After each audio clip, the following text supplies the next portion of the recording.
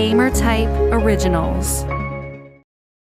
It's time for something brief. If you've ever had a passion to work on the chip design team at Intel or Nvidia, then Factorio is the perfect game for you.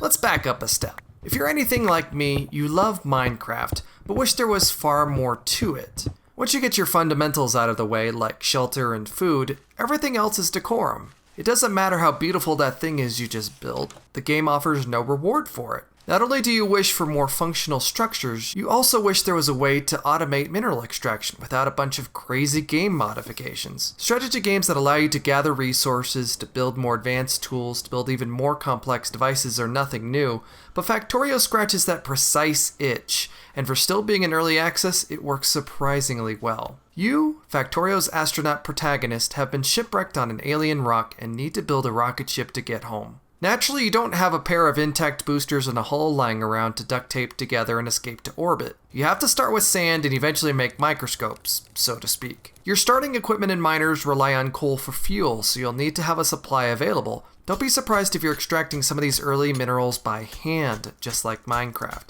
Your electrical network will replace those old coal-powered miners, but now you'll need to convey a steady supply of coal to your steam machines to keep everything running. Your progression is marked by research. You can spend endless hours optimizing supply lines and limiting bottlenecks, but all that clever planning goes out the window when some new widget calls for you to split your supply lines to feed another assembler to build the new thing to build the other new thing to manufacture the different colored research goo you need to build the next widget.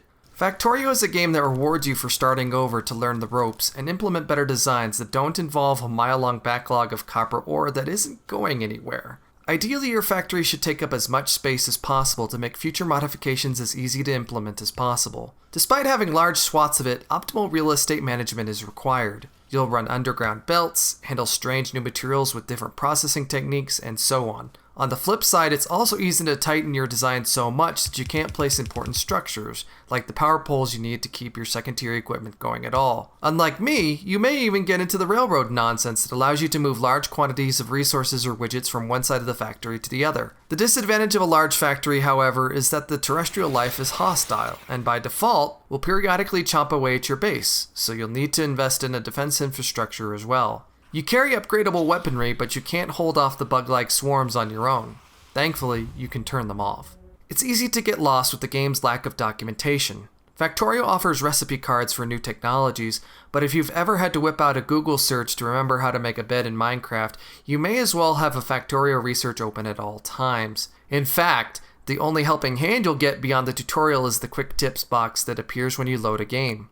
Ideally, you'll play Factorio so much that as each new tier of technology comes in, you'll have some mathematically ideal design already in mind that doesn't require scrapping half your dominion. But you won't, not for a while. The game can also be obtuse about why smelters aren't smelting, or other things aren't working, and you'll absolutely need a soft surface to bang your head against trying to figure out why. Would it be cool if the game had tutorials on how railways or petroleum production work so I didn't have to watch half a dozen YouTube videos?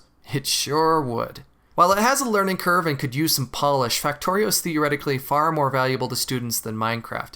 It not only teaches the cause and effect relationships of automated assembly, it requires critical thinking to produce fundamentally sound designs, without which building the crazy advanced stuff would be difficult, if not impossible. I've put over 20 hours into this game, and even if I'm only about a third of the way up the tech ladder, I honestly can't wait to grab another blank slate and refine my designs.